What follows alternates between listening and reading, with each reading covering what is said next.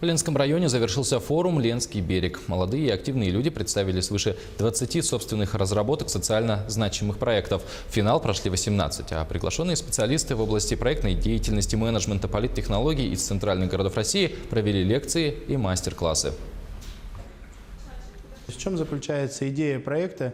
Это создать условия для занятия спортом населения микрорайона «Разведчик». То есть предварительно была мной проведена работа, опрос среди населения детей, чтобы была такая спортивная зона.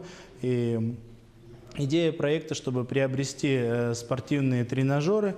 Они будут являться антивандальными, современными, по работе с собственным весом, то есть они безопасны и подходят как для категории детей, так и молодежи, среднего возраста, ну и также возрастные могут люди приходить и заниматься спортом.